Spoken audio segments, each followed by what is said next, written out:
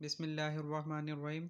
अस्सलाम वालेकुम स्टूडेंट्स, आज हमारा टॉपिक है रेगुलेशन R6 प्रूडेंशियल रेगुलेशन का। एक अहम रेगुलेशन है जो कि हमें गाइड करता है exposure in shares, TFCs and स्कूक्स। ठीक है, एक्सपोजर यहाँ पर वर्ड यूज़ हुआ है। एक्सपोजर का मीनिंग होता है रिस्क टेकिंग, यानी बैंक शेयर्स में, TFCs में और स्कूक्स में कितने % रिस्क ले सकता है। ठीक है, of a single company and aggregate basis, यानी पूरे स्टॉक एक्सचेंज में बैंक कितना रिस्क ले सकता है या एक सिंगल कंपनी में बैंक कितना रिस्क ले सकता है। पहले हम बढ़ेंगे acquisition of shares, mutual funds. ठीक है, यानी कि ये है कि एक सिंगल कंपनी इन्वेस्टमेंट लिमिट, एक सिंगल कंपनी के अंदर बैंक कितने % इन्वेस्ट कर सकता है। Bank DFI shall not on. अच्छा, यहाँ पे एक वर्ड यूज़ हुआ है ऑन का। ऑनिंग में और इन्वेस्टमेंट में एक डिफरेंस है। जब भी राइट शेयर्स और बोनस शेयर्स बैंक को मिलेंगे तो वो ऑनिंग में आएंगे। ठीक है, और जब बैंक कोई अमाउंट स्पेंड करके कोई शेयर्स को एक्वायर करता है तो वो इन्वेस्टमेंट के अंडर आएंगे। ठीक है, of any single company in excess of 5% of their on equity. Bank अपनी इक्विटी के 5% से ज़्यादा किसी सिंगल कंपनी के शेयर्स को एक्वायर नहीं कर सकता। अच्छा, यहाँ पर इक्विटी वर्ड यूज़ हुआ है, नॉट पेड अप कैपिटल।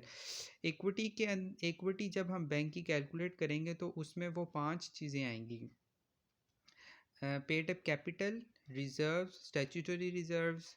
ठीक है, और इसमें रीवैल्यूएशन ऑफ एसेट्स यूज़ नहीं होगा इक्विटी कैलकुलेट करने के अंदर।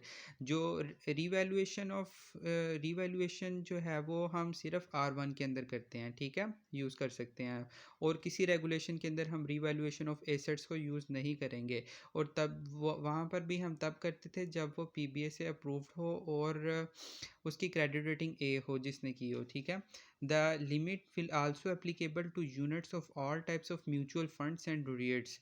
अच्छा, म्यूचुअल फंड्स है, ये एक लोन है। जिस तरह मीज़ान बैंक के 35 म्यूचुअल फंड्स हैं, तो जब बैंक किसी भी सिंगल कंपनी के म्यूचुअल फंड्स को एक्वायर करेगा तब वो अपनी इक्विटी के 5% से ज़्यादा नहीं कर सकता। और REITs होते हैं, रियल इस्टेट इन्वेस्टमेंट ट्रस्ट।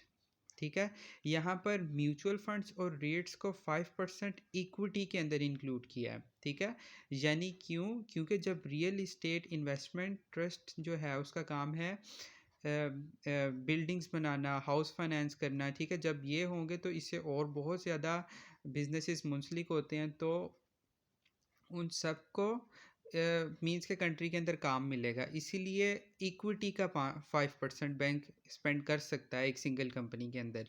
जब इससे ज़्यादा करेगा तो उसको फिर स्टेट बैंक से परमिशन लेनी पड़ेगी। अच्छा, सेकंड पॉइंट है banks DFI will obtain prior approval from the state bank. State bank of Pakistan से बैंक पहले अप्रूवल लेगा। कब? For purchasing shares of a company exceeding, यानी अगर वो इन लिमिट्स के ऊपर काम कर रहा है तो उसको स्टेट बैंक से परमिशन लेने की ज़रूरत नहीं है। लेकिन अगर वो इन लिमिट्स को, ये 10% और 5% वाली लिमिट को क्रॉस कर रहा है तो उसको स्टेट बैंक से पहले परमिशन लेनी पड़ेगी। ठीक है, अच्छा, अब परमिशन कब लेनी पड़ेगी? जब in aggregate 10% of the capital of investee company और 5% of paid up capital of bank. ठीक है, whichever is lower the limit is will be calculated as under. अच्छा, अब हम इसको पहले समझ लें फिर हम आगे जाते हैं। फॉर एग्जांपल, बैंक का पेड अप कैपिटल है 10,000। ठीक है, तो बैंक अपने पेड अप कैपिटल के 5% एक सिंगल कंपनी में इन्वेस्ट कर सकता है, और जवाब में उस कंपनी के पेड अप कैपिटल के 10% से ज़्यादा नहीं कर सकता। फॉर एग्जांपल, बैंक का पेड अप कैपिटल 10,000 का 5% 500 आता है और कंपनी के पेड अप कैपिटल का 10% 200 आता है, तो लिमिट तो बैंक को अप्लाई करती है कि वो 500 इन्वेस्ट कर दे, लेकिन वो कंपनी के पेड अप कैपिटल ने लॉक कर दिया बैंक को कि वो 200 से ज़्यादा इन्वेस्ट नहीं कर सकता। अच्छा, नेक्स्ट है, in case of investee company limit will be calculated by taking 10% of the number of its paid up shares. ठीक है, अच्छा, पहले हमने पेड अप कैपिटल के साथ लिंक देखा है, अब हम पेड अप शेयर्स के साथ लिंक देख रहे हैं कि एक सिंगल कंपनी के 10% से ज़्यादा बैंक शेयर्स को एक्वायर नहीं कर सकता। यानी जब बैंक एक सिंगल कंपनी के पेड अप कैपिटल को देखेगा तो वो 200 मिलियन आया। तो 200 मिलियन को स्पेंड करके उस कंपनी के 10% से ज़्यादा शेयर्स को एक्वायर नहीं कर सकता। अच्छा देखें, फॉर एग्जांपल 200 मिलियन बैंक एक कंपनी के अंदर इन्वेस्ट कर देगा और उस कंपनी का जो टोटल पेड अप कैपिटल है वो 400 मिलियन है। ठीक है, तो जब 400 मिलियन का हाफ हम देखेंगे तो वो 200 मिलियन एक बैंक इन्वेस्ट कर रहा है। तो जब एक बैंक एक कंपनी के 200 के अंदर 200 मिलियन इन्वेस्ट करेगा तो ये तो कंपनी के अंदर बैंक की ओनरशिप हो जाएगी, तो यानी वो कंपनी बैंक की सब्सिडरी बन जाएगी। तो इस ओनरशिप को रोकने के लिए स्टेट बैंक ने ये लिमिट लगाई। ठीक है। अच्छा, in case of investing bank the limit will be calculated by taking 5% of paid up shares of banks DFI. यानी ऊपर हमने पेड अप कैपिटल का देखा था, अब हम बैंक अब हम जो लिंकेज देख रहे हैं इन्वेस्टमेंट का वो बैंक के अपने पेड अप शेयर्स के साथ है। ठीक है, यानी for example and then multiply with their face value, यानी जो 5% बैंक का पेड अप कैपिटल आएगा उसको हम मल्टीप्लाई करेंगे 5% पेड अप फेस वैल्यू के साथ। ठीक है। अच्छा, यहाँ पर ये ऊपर बात क्लियर हो रही थी हमें कि बैंक अपने पेड अप कैपिटल का 5% लेगा, वो इन्वेस्ट कर सकता है। तो यहाँ पर ये पॉइंट नंबर 4 क्यों दिया स्टेट बैंक ने?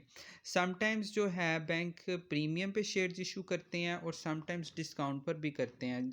प्रीमियम पे तब करते हैं जब बहुत अच्छी कारकर्दगी हो या फ्यूचर अच्छा हो या गुडविल बैंक की ज़्यादा हो। ठीक है, और डिस्काउंट पे तब जब बैंक लॉसेस में चल रहे होते हैं और कुछ अदर रीजंस होती हैं, जिस तरह डाउनफॉल आ जाता है। ठीक है, और इकोनॉमिक डिज़ास्टर्स होते हैं, इस तरह की सिचुएशन में बैंक डिस्काउंट पर भी शेयर्स इशू करते हैं। लेकिन स्टेट बैंक ने ये पॉइंट नंबर 4 इसलिए दिया है कि वो face paid up capital paid up shares लेंगे, उसको फेस वैल्यू से मल्टीप्लाई करेंगे। तो जब आप पेड अप शेयर्स का 5% लेंगे, उसको for example 10 rupees face value है, उसको मल्टीप्लाई करेंगे तो वो ऊपर वाला पॉइंट और नीचे वाला पॉइंट इक्वल आएगा।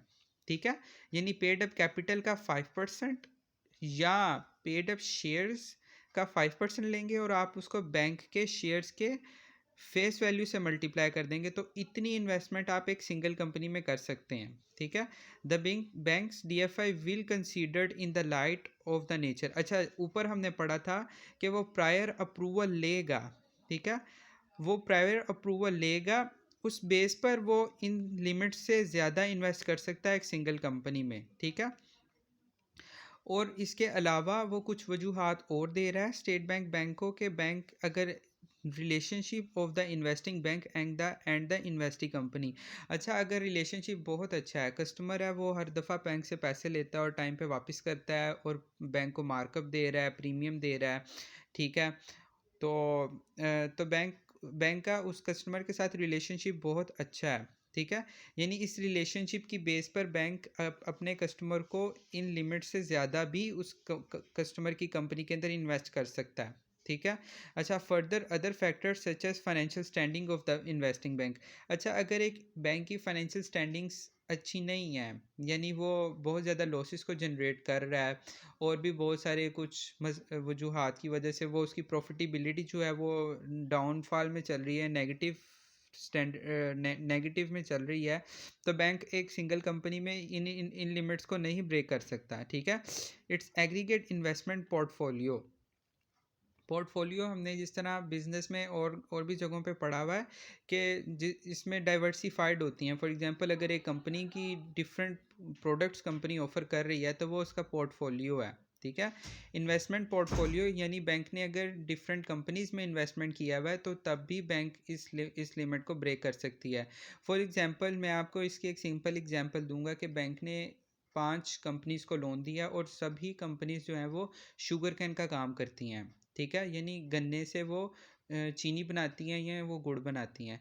तो अगर तो गन्ने की फैक्ट्री में या गन्ने की फसल में एक दफ़ा मींस के सैलाब की वजह से या कोई कीड़ा लग जाता है तो वो सारी कंपनियां ही वो डिफ़ॉल्टर हो सकती हैं। ठीक है, तो इस वजह से बैंक जो है वो एक ही तरह